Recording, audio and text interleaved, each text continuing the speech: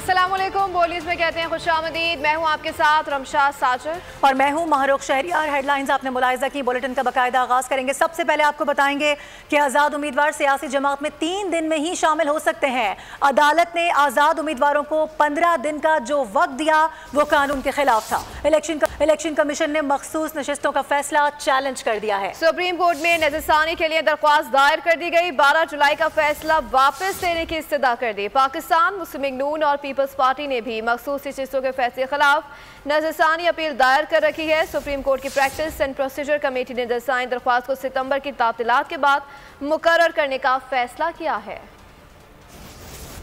जबकि दूसरी जानिब तहरीक इंसाफ ने इलेक्शन तरमीम एक्ट सुप्रीम कोर्ट में चैलेंज कर दिया है। बैरिस्टर गौहर अली खान ने आईनी दरख्वास्त सुप्रीम कोर्ट में दायर की। दरख्वास्त में इलेक्शन तरमीम एक्ट को कलअदम करार देने की इस्तदा की गई है। वफाक और इलेक्शन कमीशन को फरीक बनाया गया है, जबकि दरख्वास्त में मौक़िफ़ ये इख्तियार किया गया है कि इलेक्शन कमीशन को मखसूस नशिस्तें दूसरी सियासी जमातों को अलॉट करने से फौरी तौर पर रोका जाए और तहरीक इंसाफ को अलॉट करने का हुक्म दिया जाए। पाकिस्तान के अवाम बांग्लादेश के साथ खड़े हैं। बानी पीटीआई ने शेख मुजीब को हीरो बनाया। अपना मवासला शेख मुजीब से किया। यूटर्न लेना बानी पीटीआई का वतीरा है। अब एक जमात को शेख मुजीब से मुतालिक अपना बयानिया बदलने की जरूरत है। वफाकी वज़ीर इत्तलात अता तारड़ की न्यूज़ कॉन्फ्रेंस कहा कि इलेक्शन एक्ट तरमीमी बिल को कसरत राय से मंजूर किया गया। पीटीआई ने एक ऐसी पार्टी में शमूलियत अख्तियार की जिसका पार्लियामान में वजूद ही नहीं था। सुन्नी इत्तेहाद कौंसिल का पार्लियामान में वजूद नहीं था। केस में बिन मांगे रिलीफ दिया गया। के हवाले से आइन और कानून बिल्कुल वाज़े है कि फ्लोर क्रॉसिंग नहीं हो सकती। सुप्रीम कोर्ट की 2 ऑनरेबल जजेस ने बड़े ही पर्टिनेंट सवालात उठाए। 15 दिन गुजर गए, तफसीली फैसला जारी अक्सरियत की तरफ से क्यों नहीं किया जा रहा। एक ऐसी पार्टी आप ज्वाइन करें जिसका वजूद नहीं है पार्लियामान में और कहें मुतनासिब नुमाइंदगी के फॉर्मूले के तहत हमें सीटें भी दी जाएं, तो ये किस तरह का इंसाफ है और ये किस तरह की बात है। जो पाकिस्तानी हुकूमत है, पाकिस्तानी अवाम है, हम बांग्लादेश की अवाम के साथ खड़े हैं। बानी चेयरमैन पीटीआई ने शेख मुजीब को एक हीरो के तौर पे पोर्ट्रे किया। अब जब शेख मुजीब के मुजस्मे वहां पे गिराए गए हैं तो अब वो कहते हैं कि जी ये देखें अवाम ने क्या किया। और कल बैरिस्टर गौहर साहब बात कर रहे थे कि शहबाज शरीफ साहब कुछ सीखें हसीना वाजिद से। भाई साहब, एक स्टैचू गिरने से आपने अपना ईमान बदल लिया। अब खड़े हो ना, कहें, लगाएं पोस्टें, बनाएं वीडियोस के जी हम शेख मुजीब और हम शेख मुजीब के साथ हैं। आज आप कह रहे हैं जी अवाम ने कमाल कर दिया। अपडेट करेंगे आपको बानी पीटीआई की अहलिया बुशरा बीबी की मुकदमात की तफसीलात फराहमी और गिरफ्तारी से रोकने की दरख्वास्त पर समाअत 12 अगस्त तक मुलतवी कर दी गई है। इस्लामाबाद हाई कोर्ट के चीफ जस्टिस आमिर फारूक ने रिमार्क्स में कहा कि 1.25 साल तक पुलिस ने बुशरा बीबी से तफ्तीश नहीं की, तो फिर अब गिरफ्तारी की ज़रूरत क्या है।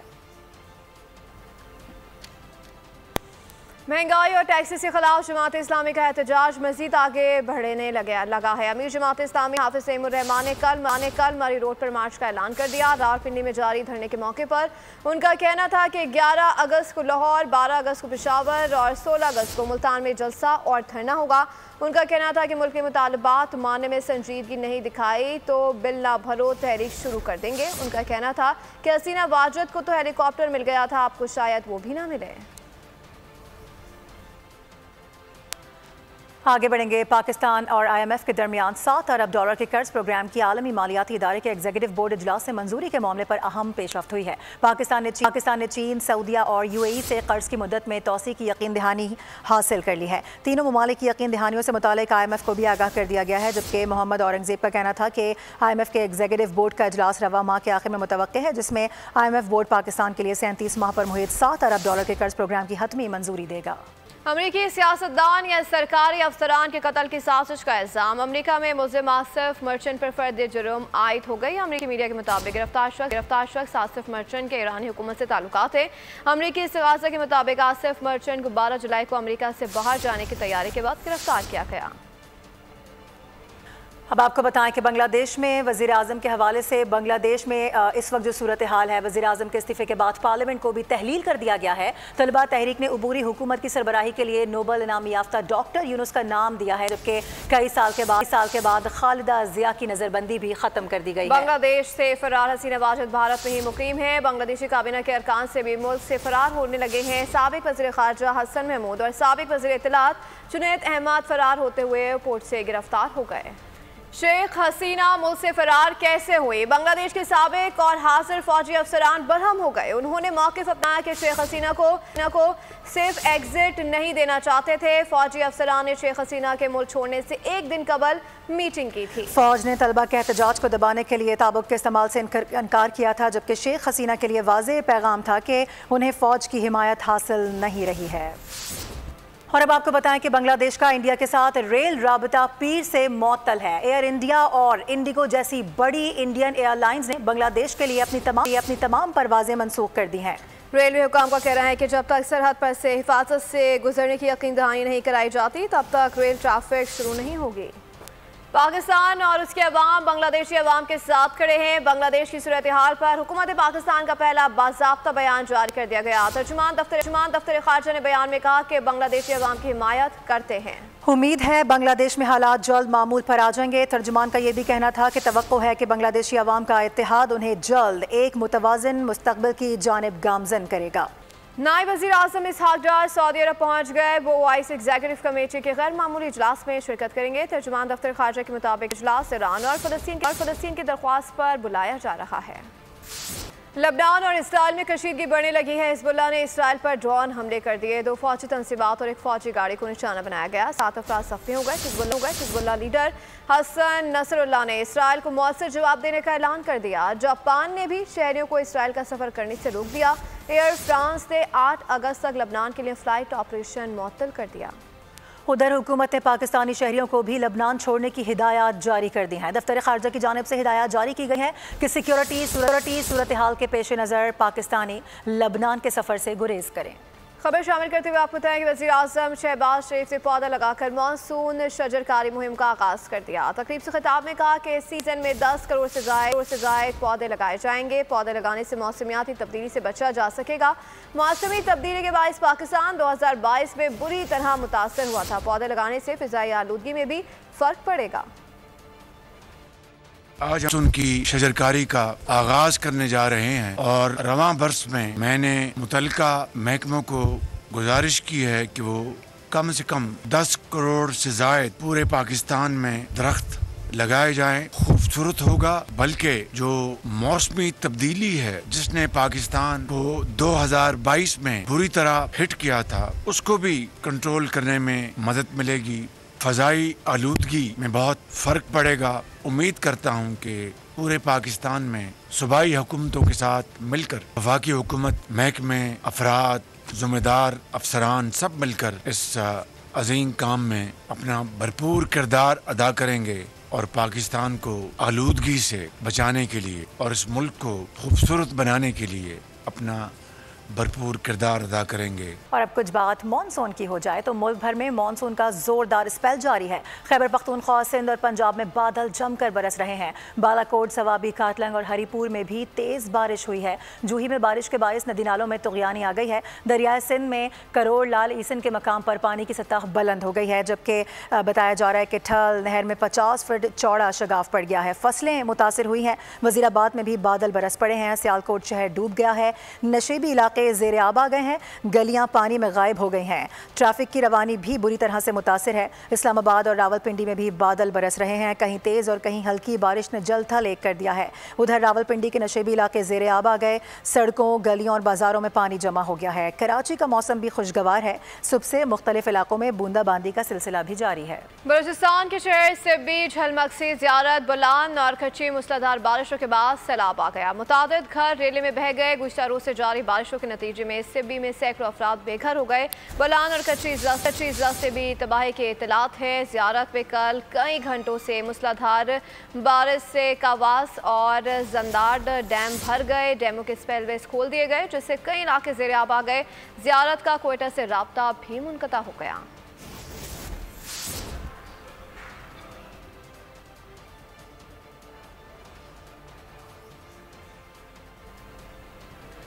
अपडेट करें, बलूचिस्तान के शहर सिब्बी, झलमक्सी, ज़ियारत, बलान और कच्ची मुसलधार बारिशों के बाद सैलाब आ गया। मुतादिद घर रेले में बह गए।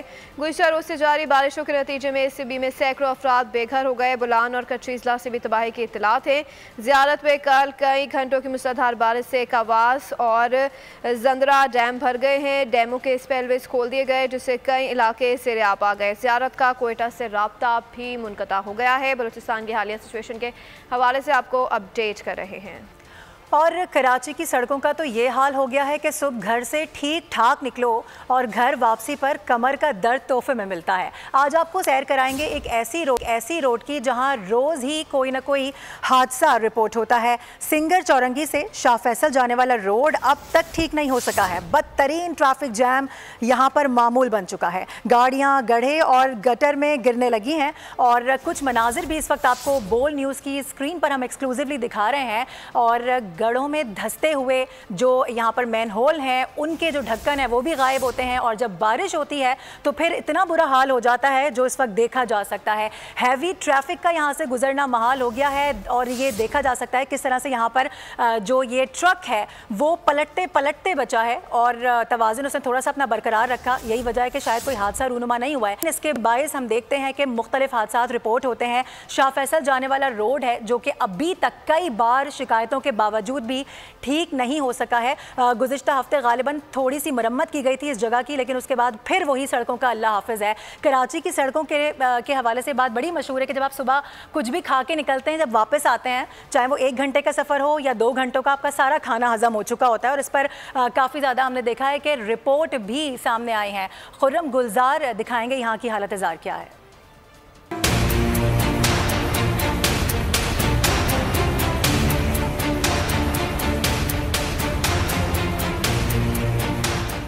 जी बिल्कुल, इस वक्त हम सिंगर चौरंगी से शाह फैसल कॉलोनी जाने वाले रोड पर मौजूद हैं और आपने इस खस्ता हाल रोड का हशर देखा कि किस तरह से यहाँ सड़क पर पानी जमा है जो कि बरसाती नाले से निकल कर बाहर आ रहा है, जिसकी वजह से सड़क और नाले का जो फ़र्क है वो ख़त्म होकर रह गया है। पता नहीं चल रहा है कि नाला कहाँ है और सड़क कहाँ है। हैवी ट्रैफिक यहाँ से गुजर रहा है। ट्रैफिक पुलिस की जानिब से रोड को दूसरे रास्ते से 1 वे गुजारा जा रहा है, लेकिन यहाँ पर हमने देखा कि हैवी ट्रक जो है वो गुजर रहा था और वो अचानक से किस तरह से एकदम नाले में जा गिरा। नाले के ऊपर जो प्लास्टर किया गया था, नाले को ढका गया था, जिस स्लिप से वो स्लिप टूटा है और ट्रक नाले में गिरा। ये इस तरह के हादसा क्या यहाँ पे रोज़ाना होते हैं? एक साहब हमारे साथ मौजूद है, हम इनसे बात करते हैं। हाँ, दरअसल ये हादसा तो नॉर्मल सी बात है। यहाँ पर रक्शे गलटी होते हैं, कारें फंस जाती हैं रक्षों से। अभी 1-2 दिन पहले भी रक्शे गलटी हुए हैं इसी गड्ढे के अंदर जो आप देख रहे हैं। इसमें 2-3 बच्चे भी ज़ख्मी हुए हैं और ये आज से नहीं, ये कई सालों से ये मामलात हैं। और ये जब बारिश होती है, सेवरेज का जो पानी है ये आगे इसकी निकासी नहीं है, कहीं पर भी जाता नहीं है। आप देख रहे हैं अब सारा फुल हुआ हुआ है। इसी की वजह से ये सारा सेवरेज का पानी रोड में ही रहता है और रोड से ही आ रहा होता है और उसके बाद ये गड्ढे बन जाते हैं। अभी ये मलबा डलवा दिया है, काम चला लिया, टेम्परेरी काम हो रहा होता है। 2-3-4 दिन के बाद फिर बारिश होगी तो फिर ये वहीं का वहीं खड़े रह गए, मामला हल होने की तरफ नहीं है। यहाँ पर हर बंदा विज़िट कर रहा होता है। MNA MPs भी आ रहे हैं, टाउन नाजिम, चेयरमैन सब आ रहे होते हैं, सब जा रहे होते हैं, मगर प्रॉपर कोई भी काम अभी तक आप देखेंगे तो नज़र नहीं आ रहा। अच्छा, बोल न्यूज़ इससे पहले भी सारे हालात दिखा चुका है, तमाम चीज़ें नशर कर चुका है। अभी हमने देखा कि हमारे देखम देखी सामने एक ट्रक जो है वो एकदम धंस गया ज़मीन पर। देखें, यहाँ से ये ट्रक वाले आ रहे हैं, अब ये अपना आसान शॉर्टकट ढूंढते हैं। शॉर्टकट ढूंढने के लिए वो फुटपाथ जो आवाम की चलने के लिए है वो उसके ऊपर गाड़ियाँ लेके आते हैं। ऑलरेडी ये बने हुए उसको 18 साल हो गए हैं, ये खस्ता हालत में होगा। जब ओवरलोड ट्रक डंपर इसके ऊपर चढ़ेगा ये तो डसेगा और यही प्रॉब्लम फेस कर रहे हैं। आज से नहीं, तकरीबन कई सालों से फेस कर रहे हैं हम लोग। और ना ये सेवरेज बन रहे होते हैं, ना इसका निकासी नहीं है पानी की, यही गटर का पानी बाहर आ रहा होता है। हमारी अपील है जो देखने वाले हैं सिंध गवर्नमेंट को, इसको जल्द से जल्द करवाएं, इस मसले को हल करवाएं। यहाँ के जो लोग हैं और ट्रैफिक पुलिस का जो कहना है कि रोड पर भी ट्रैफिक होने की वजह से उस ड्राइवर हजरात शॉर्टकट रास्ते से गुजरते हैं और फिर वो नाले के ऊपर गाड़ियाँ चलाते हैं हैवी, जो कि नाले से नाला जो है वो धंस जाता है, जिसकी वजह से नाला ओवरफ्लो है, चौक हो गया है और जिसकी वजह से जो है वो यहाँ ट्रैफिक की रवानी भी मुश्किलात पेश आ रही हैं। जी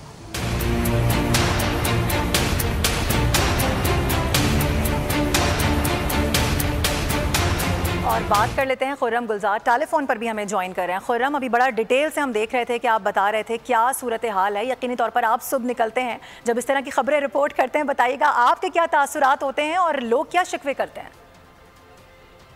देखिए, हालिया जो बारिश है उसके बाद की सूरत हाल इंतहाई ख़राब है। शहर की अहम शाहराएं हैं जो कि टूट फूट का शिकार हैं। जब पानी जमा होने की वजह से सड़कें जो है वो टूट फूट का शिकार हो चुकी हैं। अहम शाहरा कोरंगी सनती एरिया से शाहरा फैसल जाने वाला जो ट्रैक है ये बड़ी अहम शाहरा कहलाती है, जो कि कोरंगी से जो सनती एरिया के काम करने वाले मुलाजमीन है, जो फैक्ट्री मुलाजमीन है, वो मुतादिद मुख्तलिफ इलाकों से यहाँ कोरंगी आते हैं। जिसकी एक अहम सड़क है जो कि सिंगल चौरंगी से जा रही है शाह फैसल कॉलोनी की जानिब। ये मेन शाहरा है जो कि कई सालों से यहाँ बता रहे हैं कि ये खस्ताहाली का शिकार है, लेकिन हालिया बारिशों के बाद साथ ही बरसाती नाला है जो इसके बिल्कुल रोड के साथ ही बरसाती नाला है। जब बारिश होती है तो रोड का और नाले का फर्क खत्म हो जाता है। नाला मुताबिक जगह से टूट चुका है। यही हैवी गाड़ियां हैं जो यहाँ पर चलती हैं, क्योंकि पता नहीं चलता रोड कहाँ है और नाला कहाँ है। तो आज भी एक वाकया पेश आया, बिल्कुल हम उस वक्त वहाँ मौजूद थे और रिपोर्ट कर रहे थे सारी। ठीक है, आप बता रहे हैं कि उस वक्त आप वहीं पर मौजूद थे। जो डंपर था वो जमीन में जा गिरा, जिसके बाद सूरत हाल कुछ इस तरह की रही है कि ट्रैफिक पुलिस हमने देखा कि वहाँ मौजूद है, साथ ही जो KMC का हमला था वो भी वहाँ पर, लेकिन कोई खातिरख्वाह इंतजाम नहीं देखने में आ रहा है। अब जो है इस ट्रैक को मुकम्मल तौर पर ट्रैफिक के लिए बंद कर दिया गया। एक ही ट्रैक इस्तेमाल किया जा रहा है। ठीक है, खुर्रम गुलजार बता रहे हैं और अपने नाजरीन को याद दिलाएं कि 2 रोज़ कबल भी हमने रिपोर्ट किया था कि यहाँ पर एक रिक्शा भी फंस गया था, जिससे उसको हादसा पेश आया था। 2 हिस्सों में तकसीम है इस वक्त बोल न्यूज़ की स्क्रीन और आपको मनाजिर इस वक्त हम दिखा रहे हैं। खुर्रम गुलजार ही इत्तेफाकन वहाँ पर मौजूद थे, बारिश की कवरेज उस वक्त वो कर रहे थे और ऐसे में लकीली ये कुछ मनाजिर थे जो कि उनके कैमरे में उन्होंने अपने कैमरे में कैद किए और उसके बाद वो हम तक पहुँचाए। न जाने इस तरह के कितने हादसा रोज़ाना रूनुमा होते होंगे जो रिपोर्ट भी नहीं होते। ये वो हादसा हैं जो कि कैमरे की आंख देख लेती और फिर वो रिपोर्ट हो जाते हैं, जिन पर छोटा मोटा नोटिस तो ले लिया जाता है, लेकिन इसके अलावा और कोई काम नहीं किया जाता। टूटी सड़कें हैं, कराची के शहरियों का कोई एक मसला नहीं है। मेयर कराची मुर्तज़ा वहाब का शहर की सड़कों की अबतर सूरत हाल पर नोटिस। 1 हफ्ते में मौजूद सूरत हाल पर रिपोर्ट तलब कर ली। सिंध हुकूमत और वर्ल्ड बैंक के ताउन से चलने वाले इदारे क्लिक के सरबरा को मरासला जारी कर दिया गया। कराची को बेहतर बनाने वाले मनसूबे को तमाम सड़कों की तफसीलात फेर साल कर दी गई, जिसमें कहा गया है कि गुज़श्ता इदारों और गुज़श्ता सालों में जिन सड़कों को बेहतर किया उनकी मौजूदा हालात ख़राब है। क्लिक प्रोजेक्ट ने EA कंसल्टेंट को मंसूबों की जांच के लिए तैनात किया था। इन सड़कों की हालत बारिशों के दौरान ख़राब रही और शहरियों को दुश्वारियों का सामना रहा।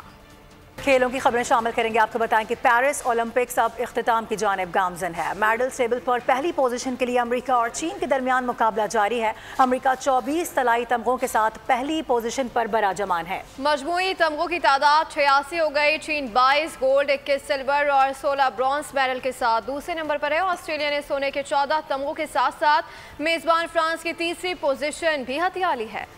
और अब आपको बताएं कि क्यूबा के रेसलर ने पेरिस ओलंपिक्स में नई तारीख रकम कर दी है। मुसलसल 5 ओलंपिक्स में एक ही इवेंट में गोल्ड मेडल जीतने वाले पहले एथलीट बन चुके हैं। अमेरिका के कूल हॉकर की ओलंपिक्स की तारीख में हैरान कुन फतह सामने आई है। गुज़िश्ता वर्ल्ड चैंपियन को आउट क्लास करते हुए 1500 मीटर रेस में तलाई तमगा जीत लिया है, जबकि साइकिलिंग के मेंस टीम स्प्रिंट फाइनल में नेदरलैंड्स ने 2-2 वर्ल्ड रिकॉर्ड तोड़ते हुए सोने का तमगा अपने नाम किया है। अल्जीरिया की ईमान खलीफ ने सिंफी तनाज़े को पसे पुश डालकर बॉक्सिंग फाइनल के लिए क्वालिफाई कर लिया। पेरिस ओलंपिक्स में भारत को शर्मिंदगी का सामना। भारतीय खातून रेसलर को गोल्ड मेडल मैच से कबल डिस्क्वालीफाई कर दिया गया। विनेश फोगाट ने गुज़श्ता रोज रेसलिंग की 50 किलोग्राम कैटेगरी के फाइनल के लिए क्वालिफाई किया था, लेकिन आज वो ज़्यादा वजन की वजह से नाअहल हो गई। मीडिया रिपोर्ट्स के मुताबिक विनेश फोगाट का वजन मतलूबा से 100 ग्राम ज़्यादा पाया गया। भारतीय मीडिया के मुताबिक फोगाट सदमा बर्दाश्त न कर सकी और उन्हें अस्पताल में दाखिल करवाना पड़ा। विनेश फोगाट 3 मरतबा की कॉमनवेल्थ गेम्स चैंपियन है। और पाकिस्तान के सफ़े अव्वल के athlete Arshad Nadeem Paris Olympics के जेवलिन थ्रो फाइनल में अच्छी कारकर्दगी दिखाने के लिए तैयार हैं। क्या अरशद नदीम पाकिस्तान को 32 साल के बाद ओलंपिक्स में मेडल जितवा पाएंगे? फैसला जुमेरात को होगा। ओलंपिक मेडल के लिए 3 दहाइयों का तवील इंतजार। पाकिस्तान के 24 करोड़ आवाम की वाहिद उम्मीद अरशद नदीम जुमेरात को पेरिस ओलंपिक्स के जेवलिन थ्रो फाइनल में हुनर दिखाएंगे। पाकिस्तानी एथलीट कहते हैं बड़े मुकाबले का प्रेशर तो होता है, लेकिन जेवलिन हाथ में लेते ही सारी टेंशन हवा हो जाती है। जेवलिन हाथ से निकलते ही अरशद नदीम को पता चल जाता है कि थ्रो अच्छी हुई या बुरी। अरशद नदीम 28 मीटर के रनअप के साथ जेवलिन को पूरी कुव्वत से टारगेट पर फेंकते हैं। अरशद जेवलिन को 90 मीटर की दूरी तक फेंकने वाले दूसरे एशियाई एथलीट हैं। फाइनल में अच्छे नतीजे मैच देकर मुल्क का नाम रोशन करने के लिए पुरअज़्म हैं। पेरिस ओलंपिक्स का जेवलिन फाइनल पाक भारत टाकरा साबित हो सकता है, जहां अरशद नदीम के साथ ओलंपिक चैंपियन भारत के नीरज चोपड़ा भी गोल्ड मेडल के लिए जोर लगाएंगे। इंसानों और रोबोट्स के दरमियान फर्क धुंधला पड़ने लगा है। नई टेक्नोलॉजी दोनों को मात देने लगी है। मारूफ अदाकार विल स्मिथ की बड़ी स्क्रीन पर नए अंदाज से वापसी, एक्शन और थ्रिल से भरपूर आए रोबोट के सीक्वल की पहली झलक मंजर आम पर आ गई। इसी के साथ बुलेटिन से फिलहाल इतना ही। मजीद बाखबर रहने के लिए विजिट कर सकते हमारी वेबसाइट boldnews.com। देखते रहिए।